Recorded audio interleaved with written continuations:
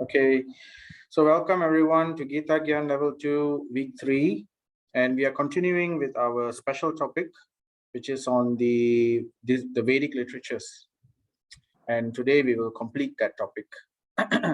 So let's start with our usual prayers. Om Ajnanaatimirandasya Jnananjana Shalakaya Chakshurmilitam Yena Tasmai Shri Guruve Namaha. Sri Chaitanya Manobhishtam Sthapitam Yena Bhutale Swayam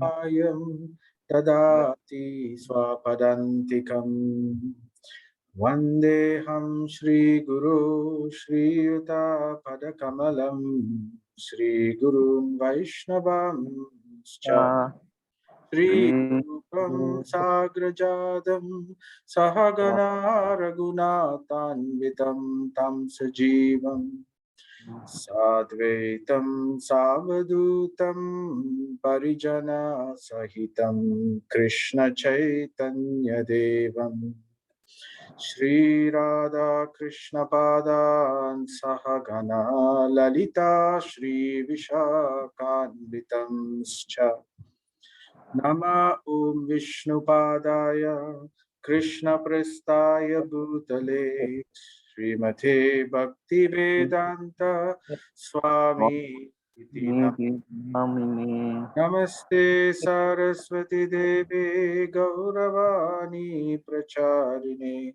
Nirvisesha Sunyavadi Paschatya Dishtari He Krishna Karuna Sindhu Dina Bandhu Jagatpate Gopesha Gopika Kanta Radha Kanta Namostute Tapta Kanchana Gaurangi Radhe Vrindavaneshwari Vrishabhadusre Devi Pranamami Hari Priye Jaya Sri Krishna Chaitanya Prabhu Nityananda Shri Advaita Gadadhara Sri Vasadi Gaura Bhakta Vrinda Hare Krishna, Krishna Krishna, Hare Hare, Hare Rama, Rama Rama, Hare Hare, Hare Krishna, Krishna Krishna, Hare Hare, Hare Rama, Rama Rama, Hare Hare, Hare Krishna, Krishna Krishna, Hare Hare. Hare Rama, Rama Rama, Hare Hare.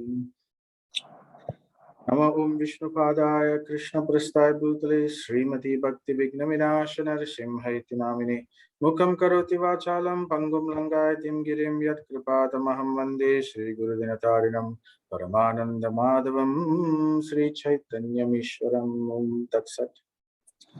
Thank you, Rajan Prabhu, for joining us with the prayers as well. Brought a smile to me. Nice to hear. Okay, so we will start with the topic. We are continuing the Vedic desire tree. So let me just check. Right. Okay. So the Vedic desire tree, we are referring to the entire Vedic literatures as a tree. And the tree will have a trunk, and the tree will have, ultimately, it will bear fruits. And the fruits which are ripe is basically, you could say, the essence of that tree. So we will, this is just an analogy. Later we will show you what are the trunk and what are the fruits of this desire tree. So a tree can have many, many branches, many different leaves. So therefore, there are many scriptures which all fall under the purview of the Vedic scriptures. And it's meant for different classes of people. So the Lord is very eager to give this information to as many people as possible. So understanding that there are different types of people with different mentality, different three modes of nature, different permutations. So it's difficult to have one scripture which will suit everybody. So of course there are, but still not everybody may be inclined to a particular mode of worship or to a particular philosophy.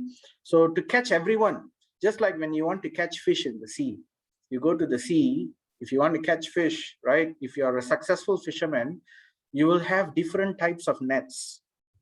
So because some fish are small, some fish are big, so different types of nets will catch different types of fish. So in the same way, the different types of Vedic literature is to catch that different type of, you could say, fish, so that somehow they will get attracted to the word of the Lord. That's the plan. But there is a focus behind all these things. There is a goal. So some scripture are higher than other scriptures. Like for example, we have the Artha Shastras. Artha Shastras means the Shastras which are meant for us to gain wealth. The Shastras which tell us how to gain wealth, what to do with wealth, how to manage wealth, economics, all these different things, all the, agriculture, how to plant, how to harvest, lots of different things are there. So these are called Artha Shastras. How to build structure, so these kind of things. So that's very basic. But higher than Artha Shastras would be Dharma Shastras. So Dharma Shastras talks about Dharma. What is the role of the king? What is the role of a teacher? What is the role of a husband, of a wife? What is the role of children? What is the role of society? How do we behave with elders? So these are morals, you could say, and laws, the laws of mankind, which are all kept in, like many examples like that, like Manusmriti is a very famous scripture, which basically talks about the law of mankind. What are the do's and don'ts? So it's the oldest law book in the world, Manusmriti. So like that, there are different scriptures. These are all called Dharma Shastras. So Dharma Shastra, sometimes the lower scriptures such as the Artha Shastras or the Vedangas or the Upavedas will recommend different things which is suitable for that class of people. But that's not the ultimate goal. So therefore, there are higher scriptures like Dharma Shastra. Dharma will supersede Artha. So usually people will follow the Artha, but when it goes against Dharma, then the Dharma Shastra is to be accepted as the higher truth. So there is, different levels of truth, higher truth, even higher truth. So like that. So higher than Dharma Shastra. Now Dharma is also meant for human, this particular birth that we have, the temporary body. So there is the Dharma, different types of Dharma are there. There is the general Dharma of the body, general. And then there is emergency Dharma, Apat Dharma. It's called Apat Dharma, emergency. So this Dharma is not usual, but in an emergency situation, certain things are allowed. Like for example, how Draupadi married 5 husbands. So that was Apat Dharma, emergency situation in a particular case. So like that, there are different levels of Apat Dharma also. But Apat Dharma doesn't overrule the normal Dharma. That is only in a situation of emergency. Otherwise, when things are normal, like human beings are also allowed, if one is dying out of starvation, for a higher purpose, to maintain the human life, for a higher purpose, one is allowed to eat meat. It's there in the scripture. Vishwamitra once ate meat. He ate dog's meat because he was dying. There was nothing else there. And just to keep his body and soul together, he did that because the human life is considered more important. But that's emergency Dharma. So whereas in normal Dharma, when things are there and everything is plentiful and everything is available, one should not indulge in those things. So like that, then there is also spiritual Dharma. Higher than all this Apat Dharma and all the normal Dharma, there is spiritual Dharma, the Dharma which is referring to the soul. So that is highest, and that is captured in the basic essence of the Vedic. So like that, layer by layer, different truths are revealed. This is the Vedic desire tree and its ripened fruit. So today we will complete this topic. So we will recap a little bit. So we have covered before how the Vedic scriptures, though there are many different scriptures, they can be broadly categorized into two, Shruti and Smriti, right? Shruti is to hear and Smriti is to remember. So the goal of hearing is ultimately to remember, but remembering begins with hearing. So therefore it's intertwined. And we mentioned about the different keys of understanding the scripture. So to protect the scriptures from being misunderstood, misrepresented, distorted, and things like that, there are certain rules which are set within the scripture itself. Vyasadeva, when he was compiling all this, he set these safeguards, the key to the safeguarding of this. So for example, in order to, these scriptures have to be passed down through sampradaya. So, and how it's passed down, it was previously passed down orally. So when it is passed down orally, there is a system, an oral system, in which this transmission, because the scriptures are all written in poetry. Now, if you take a poetry, is it easy to change the meaning of a poetry, of an original poem? If you get an original poem or some nice poem, if let's say the poem says something which we don't like, and I want to change the meaning of that poem to something which suits what I want to hear, right? Is it easy to do? In a normal sentence, easily we can just change the sentence. But in a poem, it's not so easy to do so. And why? Because if it's done, immediately people can detect. It's the way the poetry is written, it has a balance of verses. So the syllables are all balanced. If there are 8 syllables, for example, you cannot have a 9th syllable. So it has to be 8 only.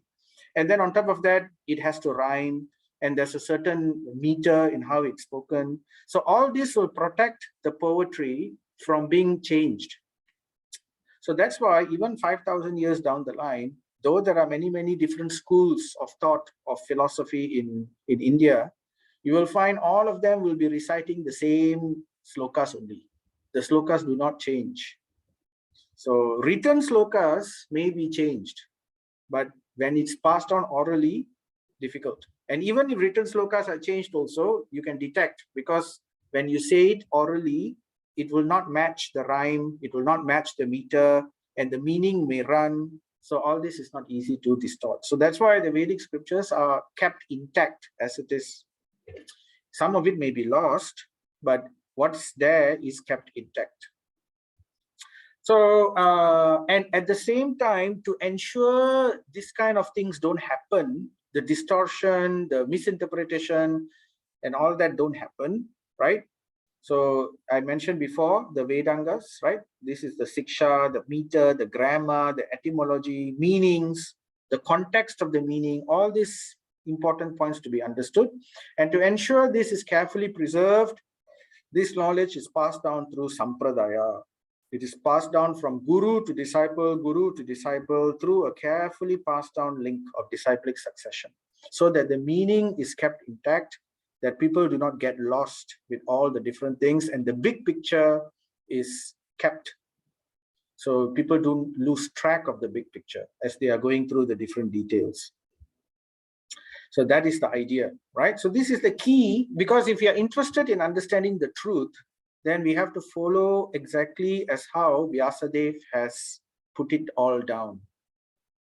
And first key is sampradaya, right? Then we talked about how the Shruti is divided into the 4, and then there's to help us understand the Shruti, the Vedangas are there. And there are also other less important topics such as the Upavedas, which gives you various information on how to live day-to-day life. So that we already discussed. And we also discussed how the Vedas, the 4 Vedas, have 4 sections in each of the, spanning each of the Vedas. So the Samhita, the Brahmana, the Aranyaka, and the Upanishad. And we talked about how the Samhita and the Brahmana is a lot of importance is given to karma kanda, fruitive activities, how to gain what we want. We want something, how to gain it. So material activities, right? So a lot of this is legally gaining material activities. So all this is there. And higher spiritual Dharma Shastra would come under Upanishads, Jnana Kanda. So we talked about that and how all of this is basically trying to address these 4 different points of human life. Dharma, what's our duty? Artha, by doing duty, we get artha, which is wealth. And by getting wealth, we satisfy our desires.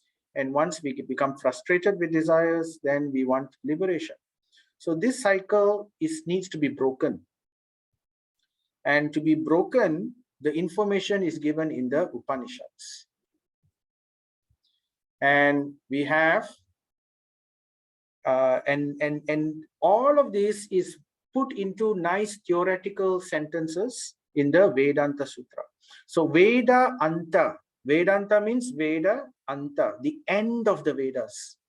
So the end conclusion of the entire thousands upon thousands upon thousands of verses is given very briefly and very succinctly in point form. That's why it's called Sutra. Sutra means in short point form, short prose. So in Vedanta Sutra. So this Vedanta Sutra is very much studied.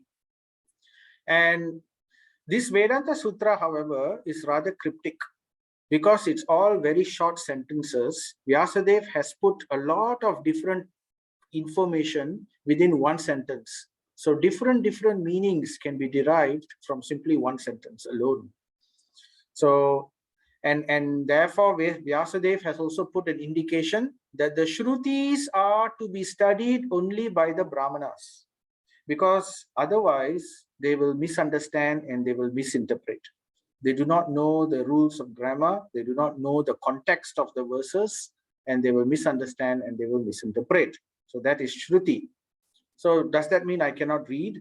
No, we can, but we have to qualify ourselves to become a Brahmana, and through the parampara, disciplic succession. That means being guided with the purports and the translations which are to be trusted coming from the Sampradaya, so that we do not misunderstand and lose the big picture. So that is basically the Shruti. And then in Kali Yuga especially, Brahmanas are very rare. So what will happen to the majority of the people? So therefore Smriti is given, Shruti and Smriti. It doesn't mean that Smriti has any less information. Smriti has as much information, and in fact it is written in a beautiful exemplary form.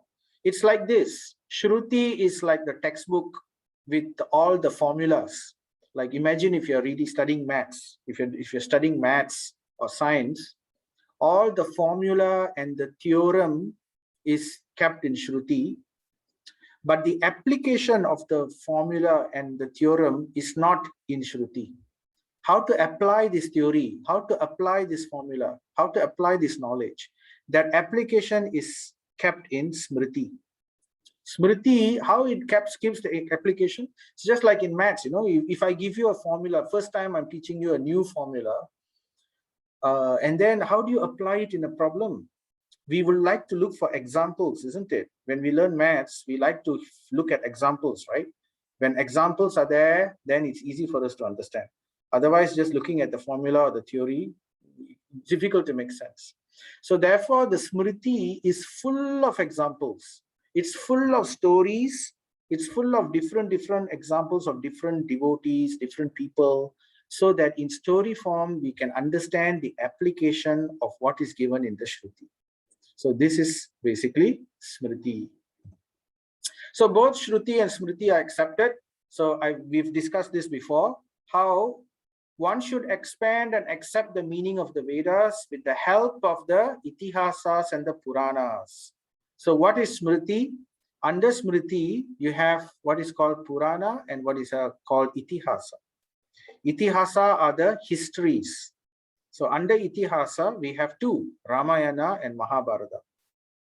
So this is where Vyasadeva is trying to put a full epic to really attract people, because they want to read Puranas. Puranas can be sometimes technical, right? And it's still, sometimes people may find it's a little, Kali Yuga, they may find, oh, okay, it's a bit boring or whatever. But Itihasa and Ramayana and Mahabharata is very, very interesting. It is full of all the different things that we want to hear, full of drama, full of all the whatever we like to see in TV. It's there in the Ramayana and Mahabharata. So therefore it attracts people's mind easily. So Vyasadeva wanted people to become attracted to these two so they can understand, and then when they want further information, they can refer to the Puranas. Once they get hooked, right, in that series, then they want to get more and more information, then they can refer to the Puranas. And as they are referring to the Puranas, they will get further spiritual knowledge.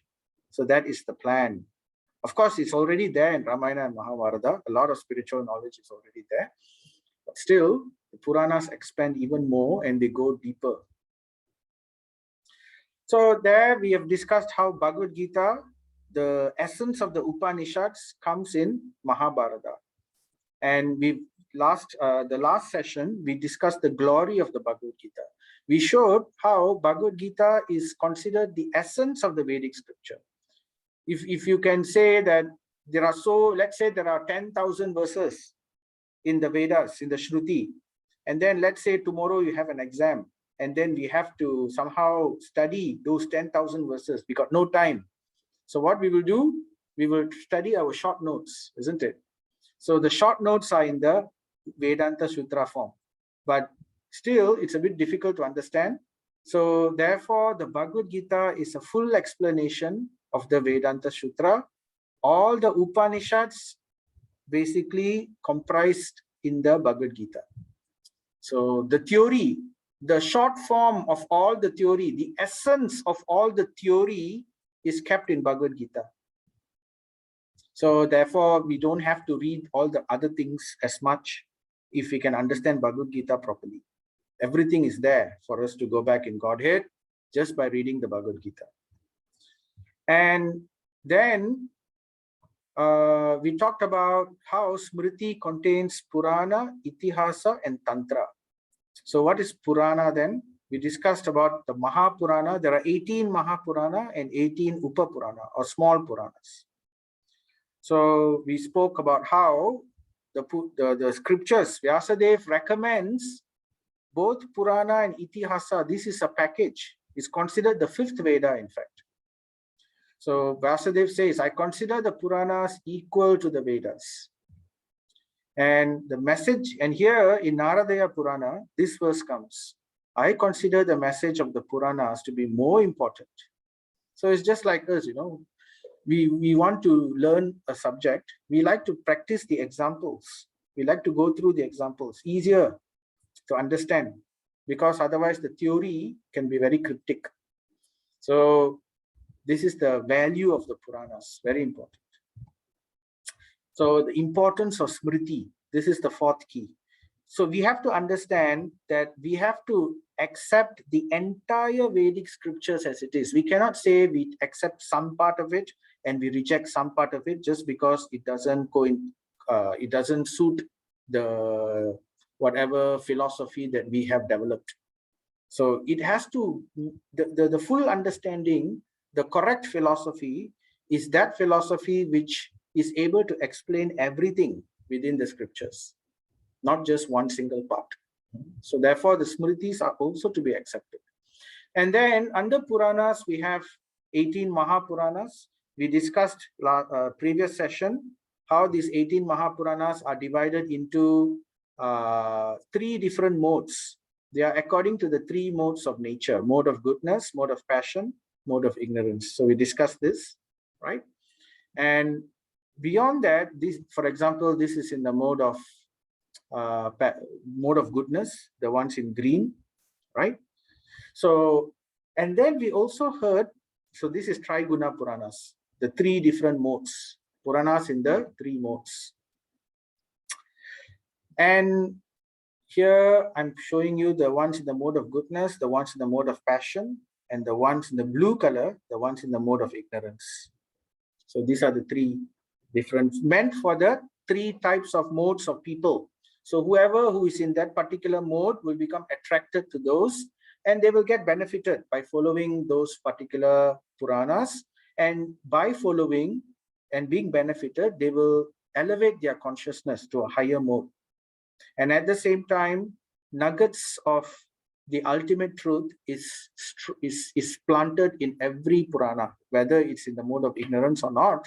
Some nuggets of the truth are there just to attract the mind of the reader as they are reading it. So in the Purana, the most important of this Purana is the Bhagavad Purana. And this Bhagavad Purana's position is very, very special. It is not ordinary. It is not within the three modes. We discussed last session also, very briefly, how the Bhagavad Purana is called Amala Purana. It is spotless. Spotless means no blemish, nothing which is imperfect. Everything is super perfect. So that is Bhagavad Purana. How do we know? Right? It's mentioned in many, many verses. In many, many scriptures, from Shruti to Smriti, many, many scriptures point towards the Bhagavad Purana. So we will show you some of those evidences in a while. But before that, let's hear a little bit about how Vyasadeva came to write this Bhagavad Purana. Now, Vyasadeva compiled all the other Vedic scriptures in that Vyasa Gufa cave. You know, in the beginning of the first session, I showed you the cave. That's where he sat with Ganesh, and then Lord Ganesh, he wrote the Vedas as dictated by Srila Vyasadeva. And after all of that was completed, finished, right? Then Vyasadeva, after Lord Ganesh took his leave, then Vyasadeva, he was still feeling incomplete. He felt that there was something I didn't do. So he was feeling very dissatisfied. He was feeling very morose. So Srimad Bhagavatam says, you know, there's the chapter. If you look at Srimad Bhagavatam in Canto 1, Chapter 4 and 5, it discusses the despondency of Srila Vyasadeva. How Srila Vyasadeva, after writing all the scriptures, he was not happy. So here this verse comes, and then as he was feeling like this, his spiritual master Narada Muni appeared on the scene. So, O twice born Brahmanas, still his Vyasadeva's mind was not satisfied, although he engaged himself in working for the total welfare of all people. So, despite so much welfare work, what was the welfare work which he did? The welfare work which he did was writing the Vedic literatures. So it's called welfare because this is really actually the ultimate welfare of human life. Because, you know, there are different people who are suffering in different situations. Some may be suffering due to not having enough food or, you know, different difficulties in life. Whatever charity that we can give to these people, it's considered temporary charity. Somebody is hungry, okay, we give them food for a while. For a while, they are satisfied, but it doesn't solve their problem. So at least in that life, and they may also continue taking lives at births again. Why they have that particular situation is due to their karma. But if they do not know how to break free from this cycle of karma, then they will go on suffering. So the charity is just something very temporary. But the real charity is the charity to the soul, to bring the soul back to the Lord, to connect the soul back to the Lord, to give information on how he can go back and end this cycle of birth and death. That is real charity, because that is going to permanently solve the problems of life. So therefore it's called welfare work. So he was dissatisfied. So it wasn't due to lack of knowledge, because Vyasadeva had all the knowledge, everything he had. He put it there. But there is such a thing called realized knowledge. So the fruit of knowledge should be something which will solve the problems of life once and for all. So therefore this verse comes. This may be because I did not specifically point out the devotional service of the Lord. So Vyasadeva he's musing to himself. He's thinking. And then in this way, he's saying, I am not satisfied with whatever that I have written so far because I did not specifically point out the devotional service of the Lord, which is dear both to perfect beings and to the infallible Lord. So this is Vyasadev's thought. And as he was thinking this way, his spiritual master Narada Muni appeared in the scene. And when Narada Muni appeared, Narada Muni started to have a conversation with Vyasadeva. And this is part of the conversation that took place. Narada Muni said, you have not actually broadcast the sublime and spotless glories of the personality of Godhead. That philosophy which does not satisfy the transcendental senses of the Lord is considered worthless. So Narada Muni is telling Vyasadeva, now you need to fully exclude, because in the Vedas, in the Vedic scriptures, in the various Puranas, in the 3 different modes, you have inserted many topics, which are, a lot of them are karma kanda, fruitive. And here and there, you have put spiritual knowledge, something to attain the Lord. But it's not exclusive, it's mixed. So therefore, that's why you feel dissatisfied, because you didn't purely give pure juice. You mix the juice with different things. So therefore, Narada Muni says, although great sage, you have very broadly described the 4 principles, beginning with religious performances. What are these 4 principles? The Dharma, Artha, Kama, and Moksha, which I mentioned earlier. So although very broadly you have described the 4 principles, beginning with Dharma, you have not described the glories of the Supreme Personality, Vasudeva, sufficiently. So Narada says, please therefore describe the Almighty Lord's activities which you have learned by your vast knowledge of the Vedas, for that will satisfy the hankerings of the great learned men, and at the same time it will mitigate the miseries of the masses of common people who are always suffering from the material pangs. Indeed, there is no other way to get out of such miseries. So therefore, for the real welfare, for the real benefit of the people, not simply to give something which will give temporary results, temporary rewards, the knowledge which will once and for all terminate this cycle of birth and death and bring us back to the lotus feet of the Lord in our proper situation, that knowledge is the real welfare. So Narada Muni is saying now, so that there is no confusion with anybody, exclusively, please dedicate your intelligence, dedicate your knowledge to write this scripture. And what is that scripture? That scripture is Srimad Bhagavatam or Bhagavad Purana.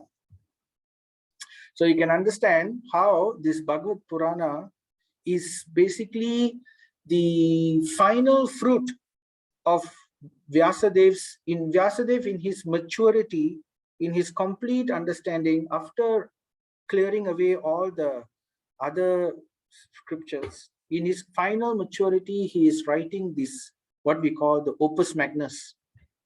This is his life's ultimate work. So that's the Bhagavad Purana. So there are many scripture verses which will indicate this same point which I'm mentioning. So I'm going to show you some of those verses now, just for evidence. So this is from the Garuda Purana, right? The Srimad Bhagavatam is the explanation of the Vedanta Sutra. So this is a very important point.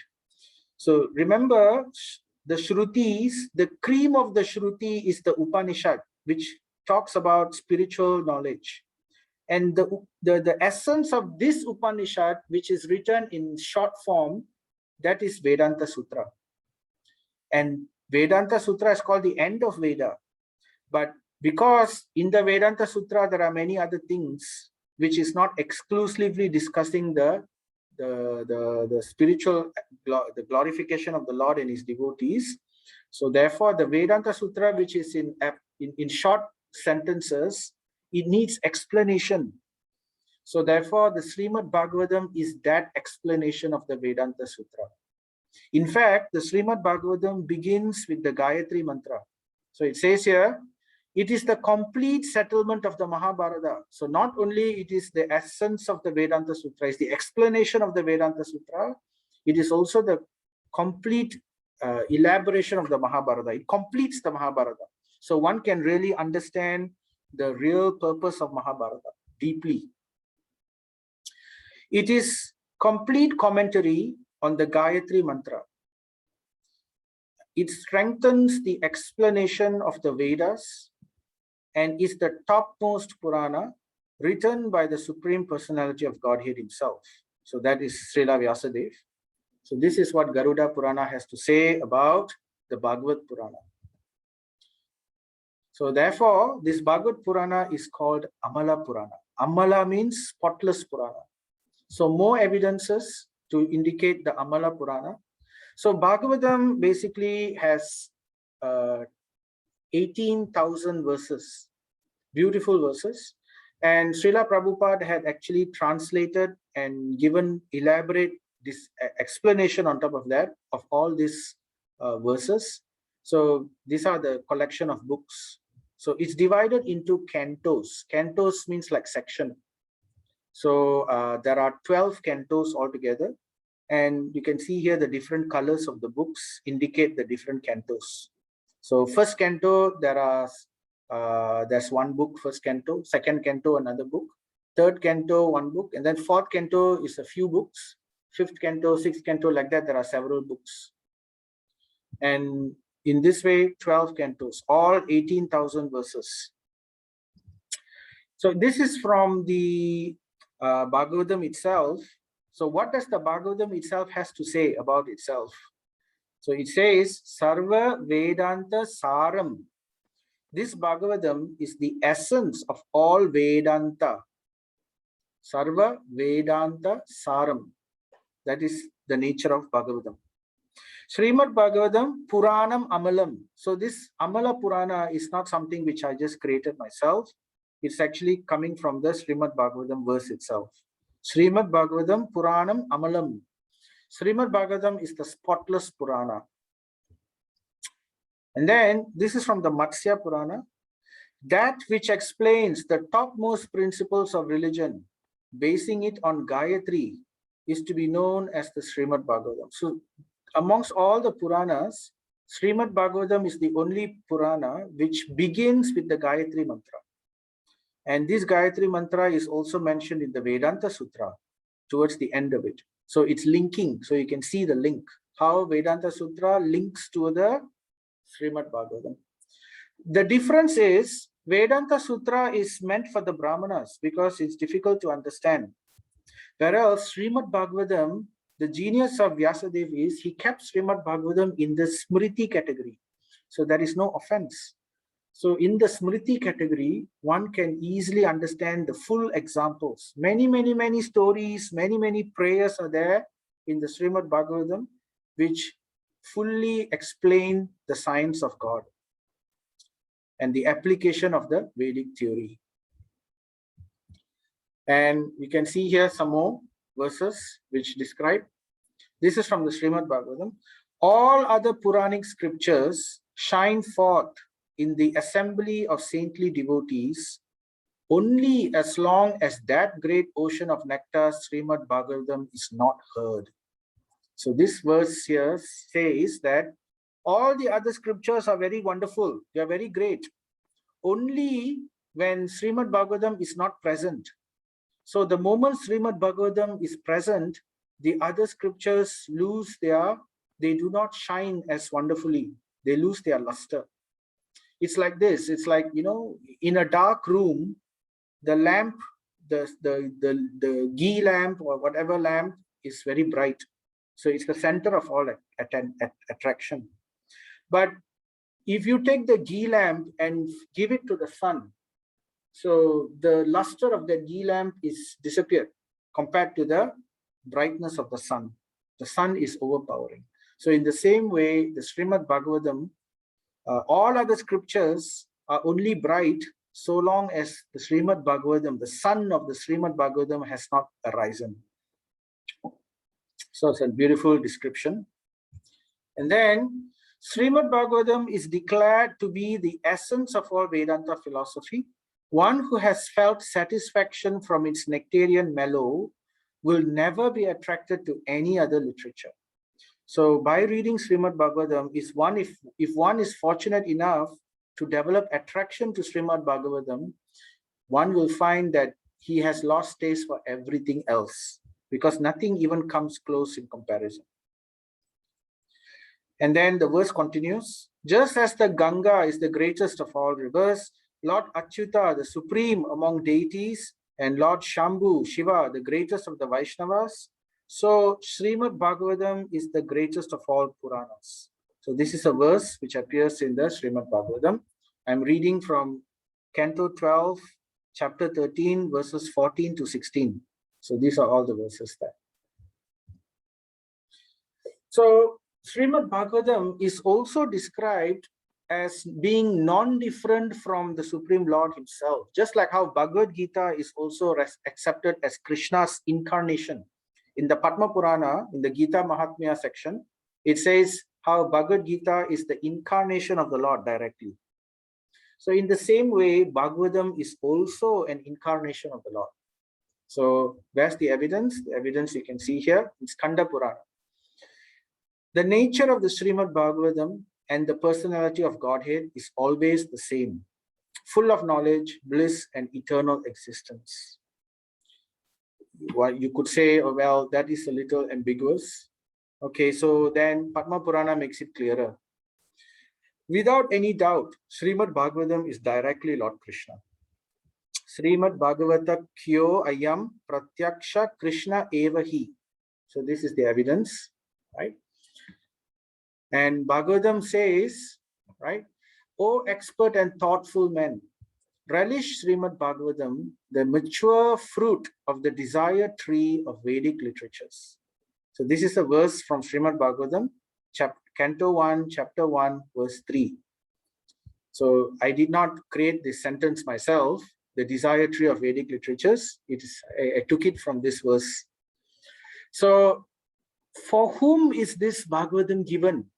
It is not given for those who are in the mode of ignorance or those who are in the mode of passion, right? You can see here, oh, expert and thoughtful men. It is given, it is meant for that set of people who are very serious in trying to divine what is the truth, what is the ultimate truth. So if one is really serious in trying to divine the ultimate, the absolute truth, then the Srimad Bhagavatam is that scripture. And it says, relish it, the mature fruit. So this is called the mature fruit of the desired tree of Vedic literatures. So if all the thousands and thousands of verses of scriptures are there in the Vedic literatures, if Bhagavad Gita is like the, I like to say the Bhagavad Gita is like the trunk of the tree. Why is the trunk of the tree? Because the tree is based on the Vedic literatures, which is based on the Vedas, and the cream of the Vedas is the Upanishad, and the essence of the Upanishad is also Gita Upanishad, which is the Bhagavad Gita. So the Bhagavad Gita is basically the trunk of that tree. And where this is philosophy, where this is instructions and points and theory, the Srimad Bhagavatam is the ripened fruit. If you want to taste that theory, if you want to see how to execute that theory, if you want to see examples of how this theory can be actually practiced, and simply by hearing these examples, one gets purified. So that is called the fruit of the tree, and this is Srimad Bhagavatam. So the mature fruit of the desire, why it's called mature? Because this is basically at the end of writing all the Vedic scriptures, Srila Vyasadeva reflected, and he tried to focus the essence, the most important aspects in the Srimad Bhagavatam. So its nectarian juice was already relishable for all, including liberated souls. So even liberated souls, they are relishing the Srimad Bhagavatam. What to speak of the Vaishnavas. So in this way, the Srimad Bhagavatam is being glorified. So here's one more verse. This is from this Bhagavatam 1, 2, 3, Canto 1, Chapter 2, verse 3. Let me offer my respectful obeisances to him, Sukadev, the spiritual master of all sages, the son of Vyasadeva, who out of his great compassion for those gross materialists who struggle to cross over the darkest regions of material existence, spoke this most confidential supplement to the cream of Vedic knowledge after having personally assimilated it by experience. So this Srimad Bhagavatam is compiled by Vyasadeva, and later on it is spoken by Vyasadev's son, Sukadev Goswami. Now, Sukadev Goswami is not an ordinary person. He was a liberated soul, and he had to take birth for a particular Leela. There's a reason. And I don't want to go into that particular story. But anyway, he's coming from the spiritual world only. And he came as the son of Vyasadeva. And after hearing it from Vyasadeva, he again spoke it to Parikshit Maharaj. Parikshit Maharaj is the grandson of Arjuna. So there's a very nice story. We will talk about this story some other time. How Parikshit Maharaj was cursed to die within 7 days. And after that, when he heard about this curse, he didn't want to fight the curse. He decided to follow the will of the Lord. And he retired from his kingdom, gave up everything, and went to the Ganga, and over there sat down and decided to fast for the 7 days until death. And during this time, all the sages in the universe, they all assembled there because they knew that the Srimad Bhagavatam was about to be spoken. And they also were there because they wanted to witness how Parikshit Maharaj, after hearing the Srimad Bhagavatam, he will perfect his life and go back to the highest planet in the spiritual world. So they wanted to witness this scene. So therefore, all the sages came and they waited. And Parikshit Maharaj received these sages very nicely. And he asked them, can you please tell me what is my goal? What is my duty now that I'm about to die? What is the main purpose? Can you tell me the essence of what I need to know? And then at that time, Sukadev Goswami, the son of Vyasadeva, he appeared. So in that assembly, Vyasadeva was also there, Narada Muni was there, everybody was there. But still, Sukadev Goswami came and he was asked to speak. And Sukadev Goswami spoke this Srimad Bhagavatam. But he originally heard it from Vyasadeva after Vyasadeva compiled it. Because Vyasadeva could see past, present, and future. So as such, he wrote the Bhagavatam with the knowledge of the future as well. So that's how he wrote, that's how he captured a future conversation taking place. Not only that, in the Bhagavatam, you will also find many other predictions about the future, about Kali Yuga, what will happen, and so many other things, which are all very accurate.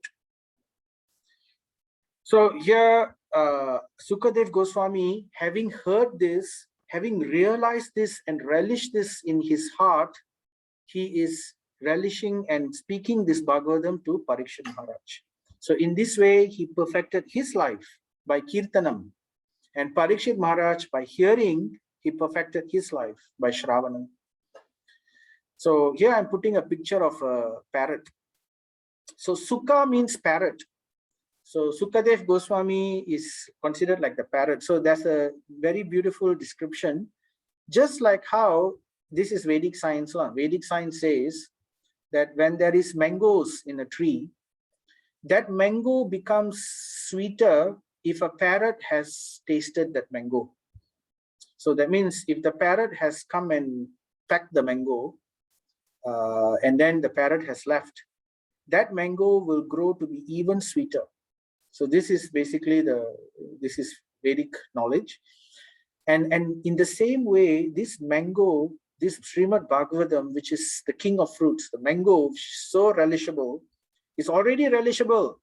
But after being tasted by the mouth of Sukadev Goswami, it became even more relishable. So this is the description here. So after hearing from his father, Sukadev Goswami spoke it back, and the Bhagavatam became even sweeter because he added his own realizations as well. Very sweetly given the message. So that is Srimad Bhagavatam. That's the history behind it and how it came to be. So then there's this particular verse. The highest perfection of human life achieved either by complete knowledge of matter and spirit, by practice of mystic powers, or by perfect discharge of occupational duty, is to remember the personality of Godhead at the end of life. See, this is the essence of Bhagavad Gita. If you remember Bhagavad Gita gives the jnana path, right? The karma yoga, jnana yoga, dhyana yoga, and then he also gives bhakti path. So what is the purpose? The purpose of both paths is to remember the Supreme Lord at the time of death, right? Antakale varam, that particular verse in chapter 8, where at the time of death, one should remember the Lord. So here, the perfection of human life, this is the perfection of human life. Whether it is achieved by knowledge, by jnana, or by practice of mystic powers, by dhyana, or by perfect discharge of occupational duty, by karma, or directly by bhakti, right? The perfection of life is to remember the personality of Godhead at the end of life. So this is a very important instruction given to Parikshit Maharaj, because he was going to die in 7 days. So, O King Parikshit, mainly the topmost transcendentalists who are above the regulative principles and restrictions, take pleasure in describing the glories of the Lord. So that is what Srimad Bhagavatam is all about. It describes the wondrous glories of the Lord. So many things are described there. The different energies of the Lord, how the Lord created the entire universe, what the Lord does, what are his pastimes, how he interacts with his devotees, how to surrender to Krishna. All these instructions which the Lord gave in Bhagavad Gita are beautifully elaborated and explained with many beautiful examples in the Srimad Bhagavatam. So as such, the Srimad Bhagavatam is full of stories, it is full of prayers and examples. So this is a picture of the conversation that took place between Sukadev Goswami and Parikshit Maharaj in the assembly of all the greatest sages in the universe, from the topmost planet of Brahmaloka, all of them assembled. So this is to indicate how important this Srimad Bhagavatam is. At the end of Dwapara Yuga, I studied this great supplement of Vedic literature named Srimad Bhagavatam, which is equal to all the Vedas from my father, Srila Dvaipayana Vyasadeva. So Sukadev Goswami is saying to Parikshit, O saintly king, I was certainly situated perfectly in transcendence, yet I was still attracted by the delineation of the pastimes of the Lord, who is described by enlightened verses.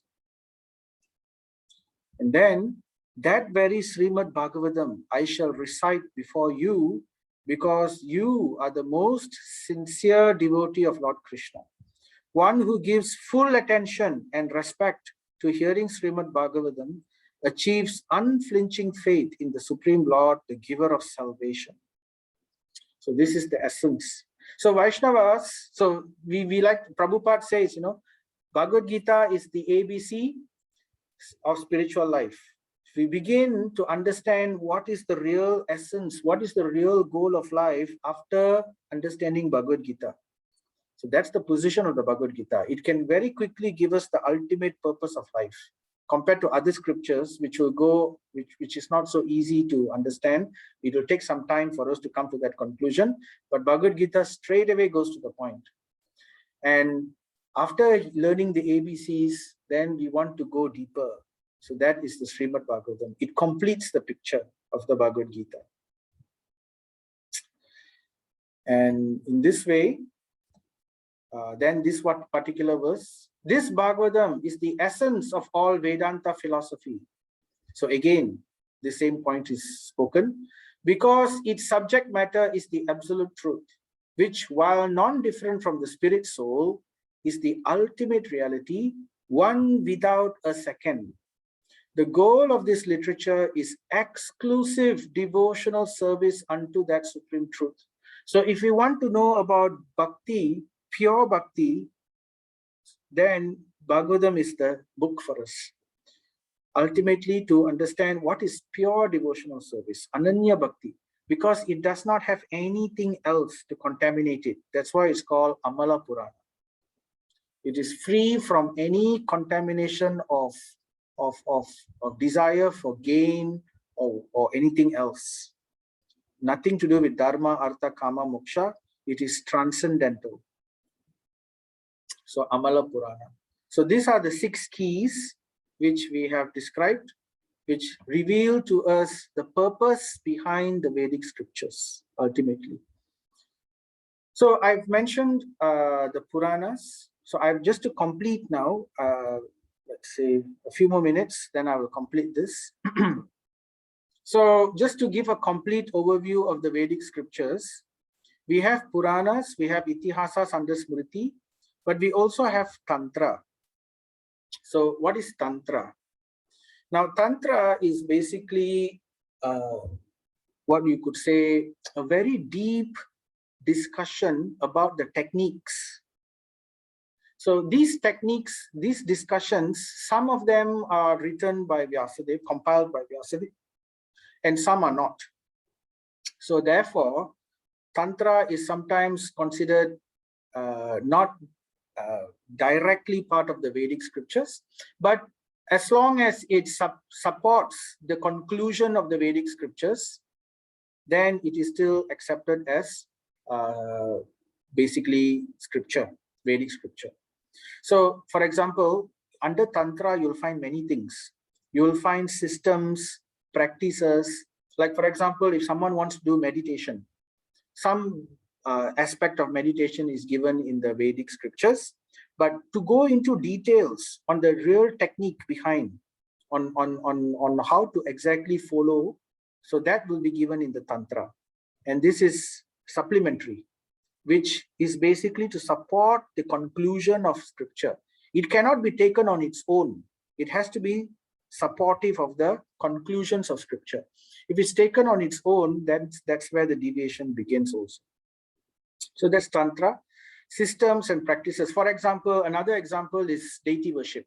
How to perform deity worship. So these details are given in the various tantras. For example, the Naradiya Pancharatra Tantra, where it shows, that's one system which gives detailed description of Vishnu worship or Krishna worship. So like that, then there are other systems as well, which falls under Tantra. Rituals, many rituals, elaborate description of the rituals, the details, the nitty-gritty details, these are all described in Tantra. Techniques, so even Bhakti also comes under here. So there are some tantras like Naradiya Tantra, which comes under Bhakti. But at the same time, there are also other tantras, which are in the mode of passion and in the mode of ignorance. Because some are like on occult practices, like mysticism, magic, like black magic. So some of these things come under this Tantra. It's not written by Vyasadeva, it's written by other people, other sages and other people. But it's in pursuance of some of the conclusions in the Vedic scriptures. So it will draw reference from some of the Puranas. Like for example, on occultism and mysticism, it will take some reference from the Puranas in the mode of ignorance. So this will be taken here. Like, the Sakta worship, where they perform these things. Like some of them will have like skulls and all that and do some kind of worship like that. That's in the mode of ignorance. So details of these things are given in the Tantra. The Tantra also, there is mode of ignorance, mode of passion, mode of goodness. and there is also transcendental aspect of Tantra. So therefore, I've separated them. I've put it as supplementary scriptures, looking at it as non-Vedic. Why I say non-Vedic? Non-Vedic is actually is not exactly correct, because as long as it supports the Vedic conclusion, it is considered Vedic. But I'm saying it non-Vedic because it's not written, it's not compiled by Vyasadeva. So because it's not compiled by Vyasadeva, therefore I call it non-Vedic. just to explain that point only. And then there is also something called the agamas. Now agamas is sometimes categorized as smriti, sometimes it is not categorized as smriti, sometimes it's categorized as something which is supplementary or separate. So what is this agama? Agama is basically how this knowledge of the scriptures, the devotional aspect of the scripture is actually captured in other writings. That means other sages, other people, even in Kali Yuga, right? There are some sages and some devotees. So they write their own scripture, which is based on the Vedic scriptures, but they give their own conclusion. So that means it may not necessarily be the conclusion of Vyasadeva. It is on their own writing. So, but it's all based on the Vedic scriptures only. It's taking whatever Vyasadeva has presented, and they are deriving their own devotional concepts. So these are called agama literature. So what are examples of? So this agama literature, there are many of them, and they can be broken, they can be categorized into these categories. Vaishnava literature. So there are 108 of them under Vaishnava agamas. And then the Shaiva agamas, 28. So Vaishnava agamas, these are scriptures, supplementary scriptures written by bhaktas and devotees who glorify Lord Vishnu or Lord Krishna. For example, the Divya Prabandham. If you have heard of the Divya Prabandham, it's a collection of Tamil poem, and it's written by the Alvars. So this is considered mainly the works of the Alvars, because Alvars all came during Kali Yuga. So mainly the works of the Alvars fall under the Vaishnava Agama category. So like that, in Shaivism also, there are the Nyanmars, the devotees of Lord Shiva. So they will extract certain things from the Vedas, from the scripture, which will, and then from there, they will interpret it to consider as Lord Shiva as the supreme. So in this way, they write their own realizations. So this is Agama. So bhakti towards Vishnu or bhakti towards Krishna is Vaishnava Agama. Bhakti towards Shiva and all that, that is Shaiva Agama. This is where the Shaiva Siddhanta comes in. It's actually Agama. Shaiva Siddhanta is based on the Nyanmar's writings. But it is not the conclusion of Vyasadeva. So it is a separate conclusion. They take the work of Vyasadeva, but they don't accept the conclusion of Vyasadeva. So that is Shaiva Agama. So then there is Shakta. Shaktas are, these are those who consider Durga as supreme, as the mother goddess. So they Shakti. So this is also Agama. It's also again not the conclusion of Vyasadeva. It is basically they take in certain information, they take some parts and they reject other parts of Vyasadeva's work, and then from there they expand on their own. So this is Shaktas, Agamas. Also written much later. All these things are written much later. And then these are the three major ones, Vaishnava, Shaiva, and Shakta. And then there is also Ganapatya, so devotion to Lord Ganesh. And then there's Saurya, devotion to Lord Surya. So these are the collection. I've put them according to the how much the collection of literatures are. So it's arranged that way. And then there is also minor agamas, like other deities like Kartikeya, the Skanda Shashti. All these will come under the agama section. It's not Vedic scripture. It comes under agama, written by contemporary devotees later on. And then there's Ayyappa. Here's another Agama follower. Agni also, not so popular nowadays, but it's also part of the Agama.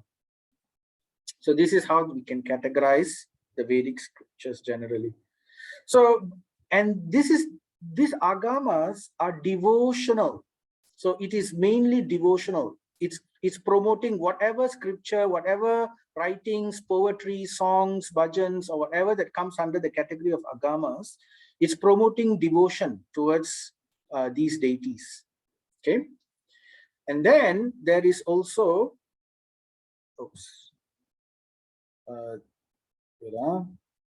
and then there is also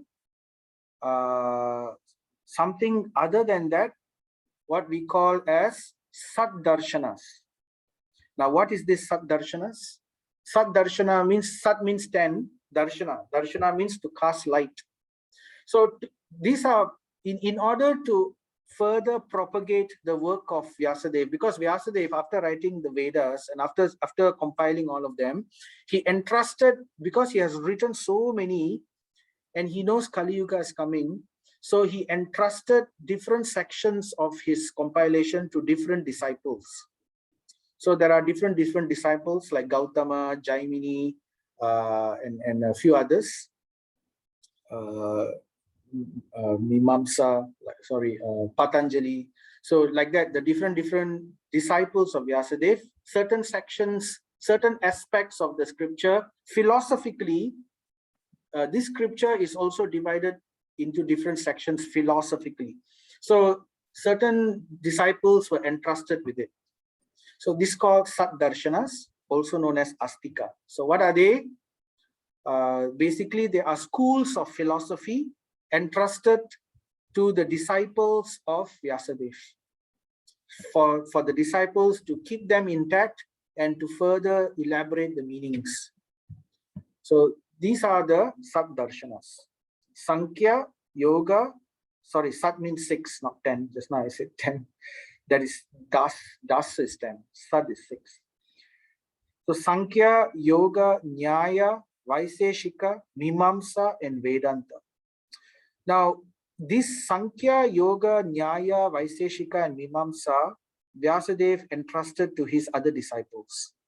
But Vedanta alone, he kept it under himself, because this is the most important point. And he didn't want it to be in a risk of being, any deviation or whatever. So he kept it directly under himself. So what are these Sankhya? Sankhya is the concept of, I won't go into these things in detail. It will take probably another 1 hour to talk about them. But basically, it's taking the work of Vyasadeva. It's taking all the work of Vyasadeva. It's like, shining the torchlight at certain sections. So they take the torchlight and shine at certain sections and illuminate that section further and explain that section further. So these are the Sat-darshanas. So wherever there is Sankhya philosophy, remember chapter 2 Bhagavad Gita, what is the title of chapter 2? Sankhya Yoga. So what is Sankhya Yoga? Sankhya is the knowledge of what is matter and what is spirit. The difference between matter and spirit, how to go into detailed research. So this is basically very scientific Sankhya philosophy. It's propounded by Kapila. Kapila is the disciple of Vyasa, and to him, Sankhya philosophy is entrusted. So this is called the father of scientific research. Sankhya is the father of science, scientific research, modern scientific research, you could say. He set very clear definitions of how to understand things in a very systematic scientific manner, how to know the difference between. So a lot of Sankhya followers, they talk about atom. So they talk about understanding atom, the smallest of the smallest, what is the division of atom, and all these things they discuss. He is also the father of psychology. So Sankhya philosophy also speaks about psychology, and it forms the basis because Sankhya is to know the difference between spirit and matter. So they go detail into matter, right? And to know the difference between the two. But they do not go detail into spirit. So Matter they know very well, and they know the difference between matter and spirit. So this is Sankhya philosophy. And then there is, after that, there is yoga. Yoga by Patanjali. So this is especially details on Dhyana Yoga. Chapter 6 Bhagavad Gita is on Dhyana Yoga. So Sankhya is more to Jnana Yoga, right? And Dhyana is how to do meditation, how to do Ashtanga Yoga. So under meditation, first there is asana, then there is pranayama, right? The yam, niyam, asana, pranayama, pratyahara, breathing techniques and all that. So therefore, all these sutras, there are many further works written by Patanjali to further elaborate about the meditation techniques. So this is Patanjali. So if you are interested to know about those things, then you can go into the your Patanjali school. But Bhagavad Gita, but as I said, we have to understand all this viewing from the bigger picture. The bigger picture is, Bhagavad Gita has clearly stated, the goal of life is ultimately bhakti. Right? These are all different stages meant for different classes of people. At the same time, it will ensure a far-reaching net. So it will catch people from different corners of the world, and then slowly it will bring them towards ultimately bhakti, which is Vedanta. And then there's Nyaya. Nyaya is logic under Gautama. So this is a systematic development of theory of logic and methodology leading to higher truths. How simply by logic one can understand higher truths. So it's very detailed. It's good for debating. So Nyaya, this is the school of Nyaya. And then there is Vaiseshika. Vaiseshika is by Kannada and Kasyapa. Two disciples. Some say Kannada, some say Kashyapa. So I just put both. So this is further in logic, but it's something similar to Nyaya, but different in terms of metaphysics. So their approach is slightly different. So that's Vaiseshika. Basically, they are saying knowledge and liberation are achievable only by complete understanding of the material world. This is their point. They say only by understanding deeply science of matter can we understand spirit. So here are also scientists. You will find a lot of Vedic scientists under the Vaiseshika school. Sankhya and Vaiseshika are very close. Sankhya, Nyaya, and Vaiseshika, these three go together. Whereas Yoga, Mimamsa, and Vedanta, they go together.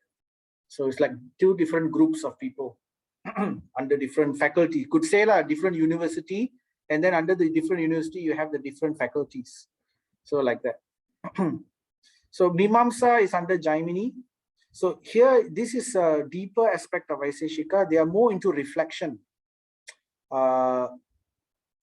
They reflect deeply into the meaning of the Vedas.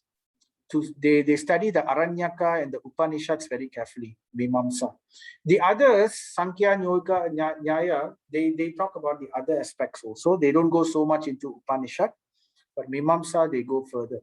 But ultimately, it's Vedanta. Vedanta is deeply talking about, Vedanta means the end of Veda. It's very much based on the Vedanta Sutra, and it's directly the essence of the Vedas. And we are following the Vedanta school. So Vedanta school and Vaishnava Agama. So ISKCON is positioned as Vedanta school, Vaishnava Agama. And basically we follow the direct teachings of Vyasadeva. So we accept Vyasadev's conclusions as it is. So that's why we directly follow Bhagavad Gita and Srimad Bhagavatam. So I hope that helped. And there are many people who follow the Vedanta school, many famous personalities such as Shankaracharya. Shankaracharya comes from the Vedanta school.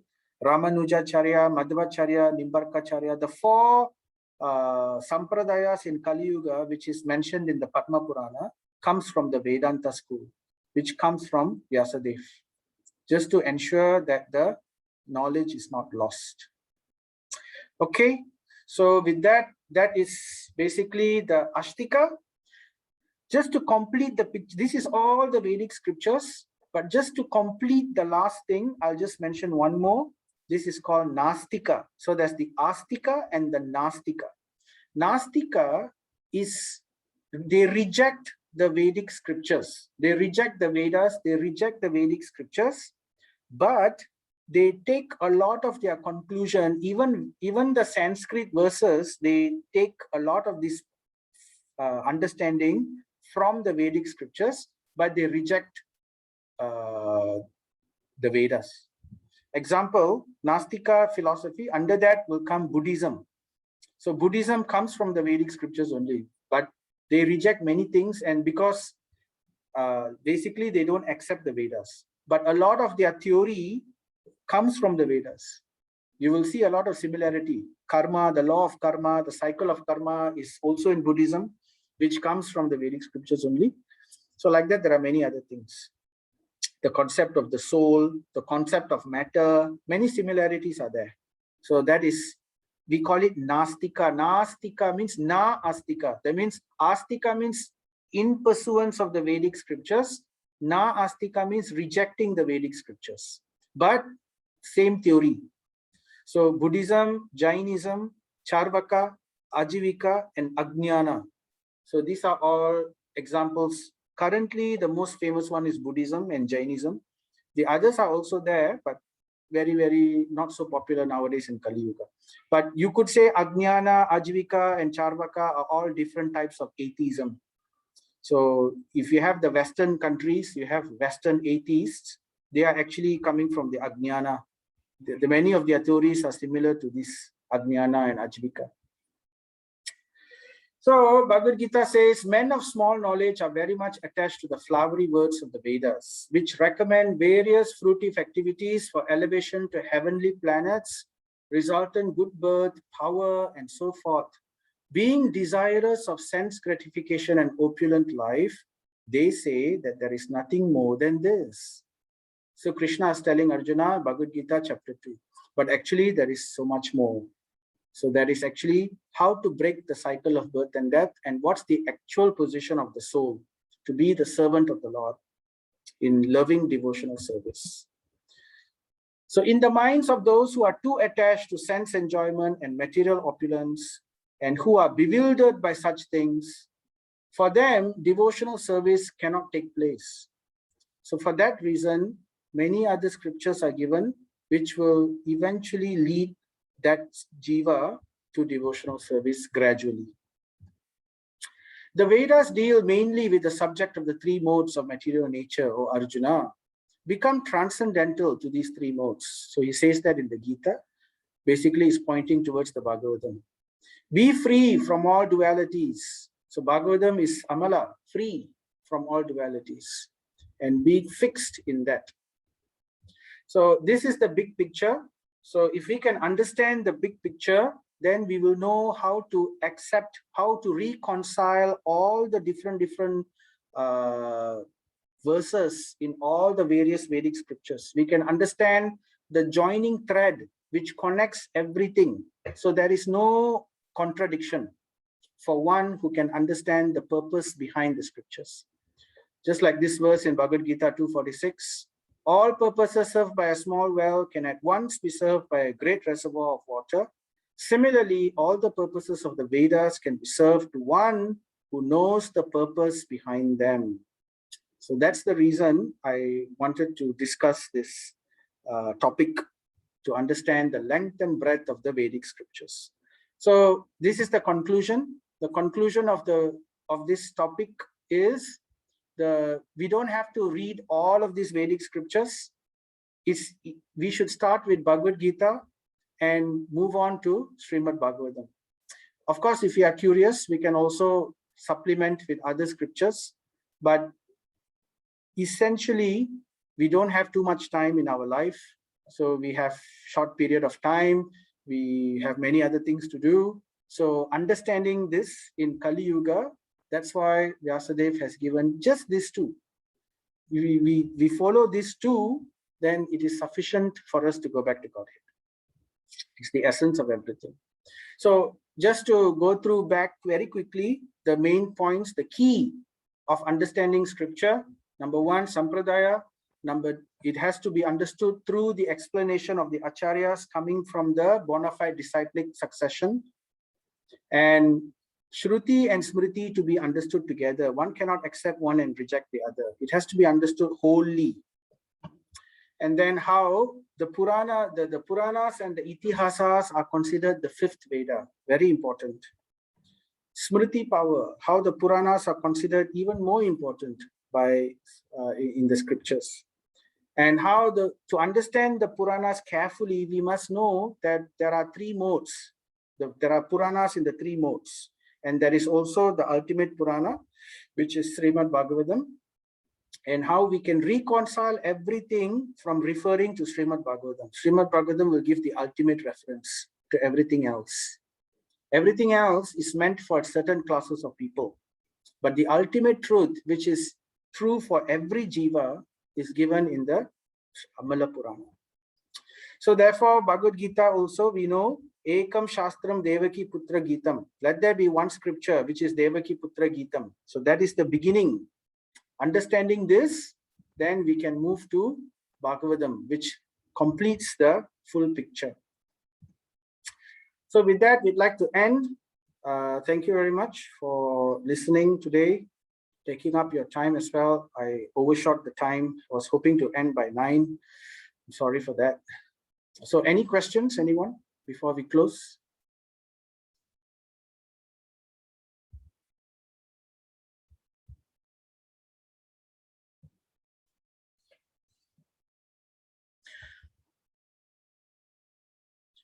So I'm happy to take any further questions also. You can also post it in WhatsApp, in the group, or you can just send it to me, and we can discuss them as well. If you think of any questions later on also in the next session or whatever, in level 2, we can afford to take more time because we're doing it weekly, so there's no rush. And as I said, it will probably go on for a year, this entire weekly program. So what we will do next week, we will start with the Gita Mahatmya. That means stories about the glory of the Bhagavad Gita for each chapter. So chapter 1, there will be a particular story given by Lord Shiva to Parvati about what happened, the glory of that chapter 1. And then from then, we will summarize the chapter 1 from what we have covered in the Gita Gyan level 1. I'll just summarize it. The key points again to refresh our mind. Since we are hearing the story, we can also summarize the important points of that chapter. And then we will discuss a little bit about practical spirituality. How we can apply this knowledge of the Gita and these scriptures practically in our day-to-day life. What we can do to start following the path of bhakti. And we can discuss questions and practical examples of how we can do this. So that's what we will be doing in the next few weeks. So I will cover chapter 1, chapter 2, chapter 3, week after week after week. And then after that, we will have another special session, just like how we are having today. Today we discussed about the Vedic literatures. The next special session, which will come maybe after 3 or 4 weeks, will be the law of karma.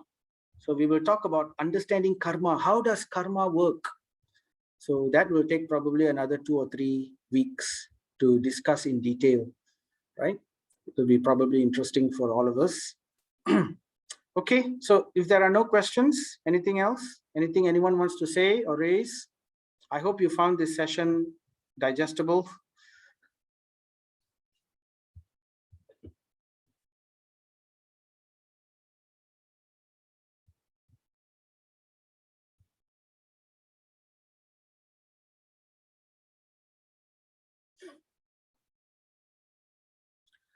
Nothing else?